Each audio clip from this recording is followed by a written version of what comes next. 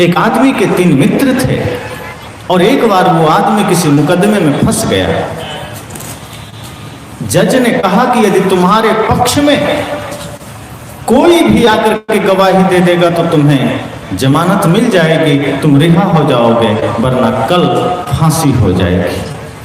वो आदमी तुरंत ध्यान किया, कहा मेरे तो मित्र हैं, 3 मित्र हैं, जिसमें एक ऐसा मित्र है, एक ऐसा मेरा साथी है जिसके साथ मैं 24 घंटे रहता हूं। वो तो पास में ही रहता है, वो तो मेरे लिए कुछ भी कर सकता है, मेरे लिए जान भी दे सकता है, क्यों ना मैं उसी के पास चलूं, गवाही कौन सी बात, वो तो जान भी दे सकता है। दूसरा मित्र था उसका जो थोड़ा दूर रहता था, दिन भर में मिलना जुलना हो जाता था। और एक तीसरा मित्र था जिसे सप्ताह, महीना, साल में एक बार मिलता था, लेकिन वो भी बड़ा गहरा मित्र था, लेकिन ये महत्व कम देता था। लेकिन जब विपत्ति आई कि बस अगले ही दिन फांसी लग जानी है यदि गवाही पक्ष में कोई देने वाला ना मिला, तब पहला मित्र ख्याल आया, पहले मित्र की याद आई कि क्यों ना मैं चलूं। और गया, दरवाजा खटखटाया, कहा मित्र मैं आया हूं तुम्हारे द्वार पर, दरवाजा खोलो। भीतर से आवाज आई, तुम कौन? कहा अरे मैं तुम्हारा मित्र जो 24 घंटे हम तुम्हारे साथ रहते हैं, मैं एक मुकदमे में फंस गया हूं, तुम्हें गवाही देनी है। दरवाजा तो नहीं खुला, अंदर से कहा तुम जैसे पापी का मैं साथ नहीं दे सकता, चुपचाप लौट जाओ, कोई मित्र तुम्हारा यहाँ नहीं रहता। सोचिए उसको कितना धक्का लगा होगा, जिससे ये उम्मीद रही होगी कि जिसके साथ मैं 24 घंटे रहता हूं, जो मेरा परम मित्र है, परम साथी है, गवाही दे देगा, वो भी ऐसे समय में।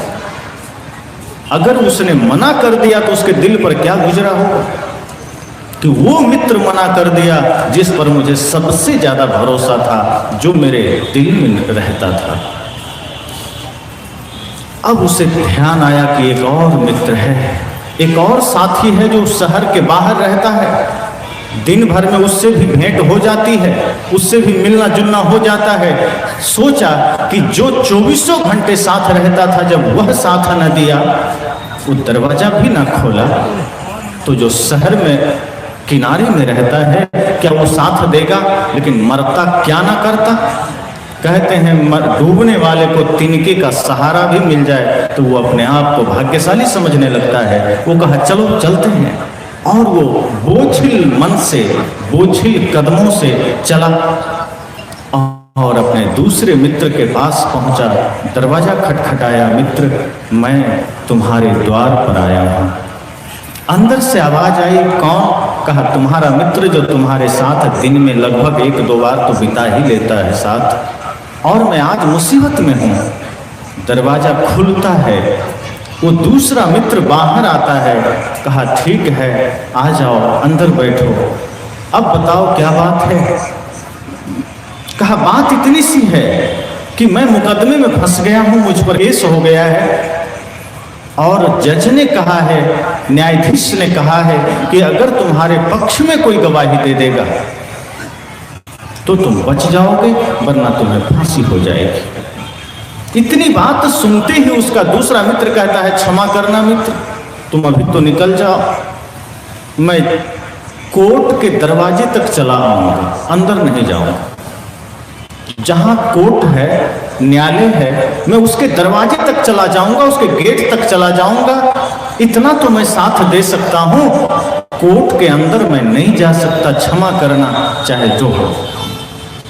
और वो चुपचाप अंदर हुआ, उसको कहा बाहर निकलो, दरवाजा बंद कर लिया। अब उस आदमी का तो लगा बिल्कुल मेरी मृत्यु निश्चित है, कल मुझे फांसी हो जाएगी, कोई रोक नहीं सकता, कोई दूसरा उपाय नहीं है। लेकिन तभी उसे, जब आदमी का सारा सहारा छूट जाता है, आदमी को सबसे उम्मीदें टूट जाती है, जब लगता है कि सबने ठुकरा दिया, तो कहते हैं ना, दरबार में सच्चे सदगुरु के दुख दर्द मिटाए जाते हैं और दुनिया के सताए लोग यहाँ सीने से लगाए जाते हैं। संसार के लोगों से आशा न किया करना, और जब कोई न हो अपना तो गुरु नाम लिया करना। उसे तब ध्यान आया कि मेरा एक तीसरा मित्र है जो धार्मिक प्रवृत्ति का है, जो बड़ा ही दिल वाला है, मैंने ही कभी उसे महत्व न दिया, मैंने ही कभी उससे प्रेम न किया, लेकिन वो जब भी मिला है मेरे लिए प्राण दे सकता था, मैंने कभी उसको प्रेम न दिया। चलो आज उसी के पास चलते हैं। मेरा गहरा मित्र तो दरवाजा भी ना खोला, और जो उसके बाद था उसने तो साथ जाने तक का तो वचन दिया, लेकिन कोर्ट में गवाही नहीं दे सकता, अंदर नहीं जा सकता। अब तीसरे के पास चलते हैं। शाम घूमते घूमते मित्रों के दरवाजे पर उसको लगभग 11-12 रात बज गए। रात शाम से ही चला था। ठीक 12 बजे वो अपने शहर के बाहर रह रहे मित्र के द्वार में गया और ये कहना ही चाहता था कि मित्र मैं तुम्हारे द्वार पर आया हूं। दरवाजे पर खड़ा होकर के आवाज लगाना ही चाहता था कि जैसे पहले से ही मित्र को इंतजार हो कि मेरा मित्र आने वाला है। दरवाजा खुल जाता है कि मित्र आ जाओ, अंदर तुम्हारा स्वागत है। इसको आश्चर्य हुआ कि मैंने तो आवाज ही ना लगाया, इसको पता कैसे चला कि मैं आने वाला, मैं तो अभी इसके द्वार पर आया ही हूं, अभी तो मैंने यहाँ कदम ही रखा है और इसने दरवाजा खोल दिया। और ये अंदर घुसा बोझिल कदमों से, उदास मन से।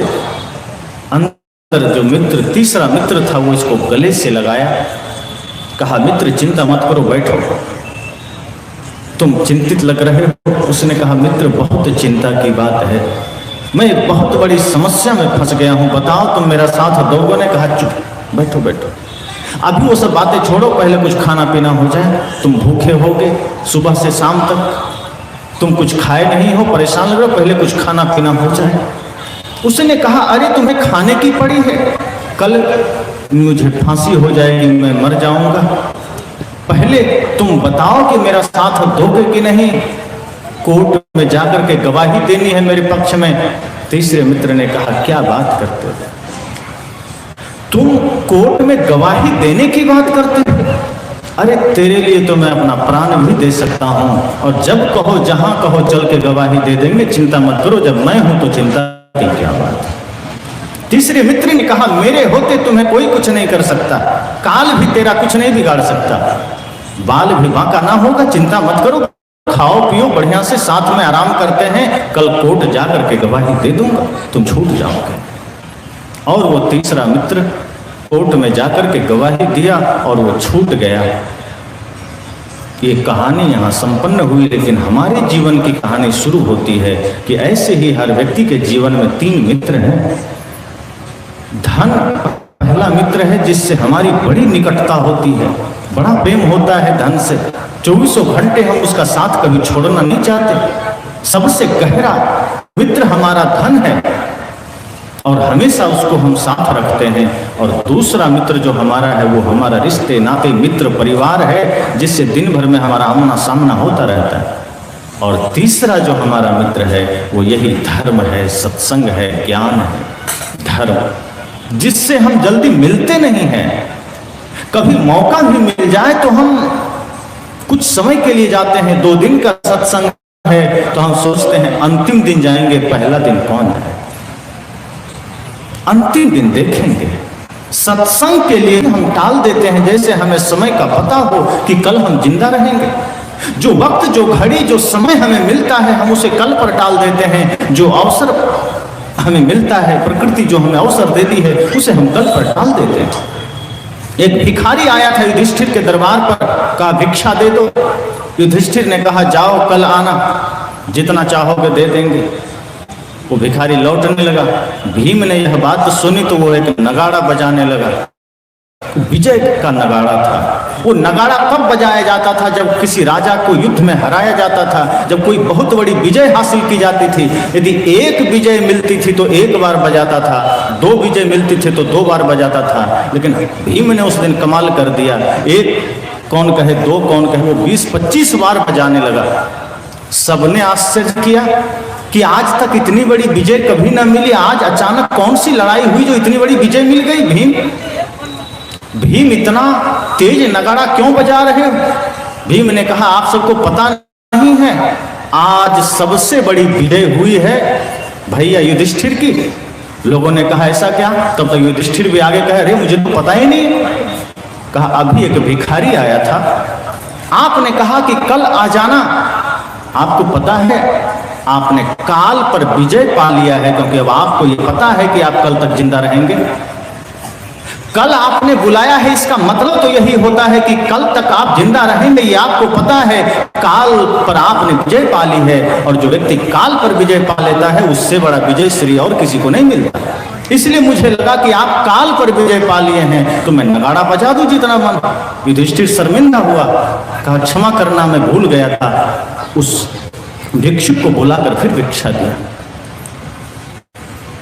हम कल पर टाल देते हैं, सत्संग हमें मिलता है लेकिन हम उसे कल पर टाल देते हैं, लेकिन धर्म कहता है कि मैं तुम्हारा साथ कभी नहीं छोड़ूंगा। तो ऐसे ही हमारे जो मित्र हैं, धन, परिवार और धर्म, तो धर्म में हम समय कम देते हैं, धर्म के लिए हमारे पास वक्त कम होता है। लेकिन जब मृत्यु सामने खड़ी होती है, जब अंतिम सफर की बात आती है, तब हम धन से कहते हैं कि तुम मुझे बचा लो, तुम मेरी रक्षा करो। तो धन कहता है मैं तुम्हें जानता भी नहीं, तिजोरी से बाहर भी नहीं निकलूंगा, जाओ तुम कौन हो? तब हम निराश होते हैं, हताश होते हैं कि ये क्या, जिसके लिए मैंने प्राण गंवा दिए, जिसे जोड़ने के लिए मैंने सारी उम्र गंवा दी, वो आज कहता है कि मैं तेरा साथ न दे पाऊंगा, तिजोरी से बाहर भी ना निकलूंगा। तब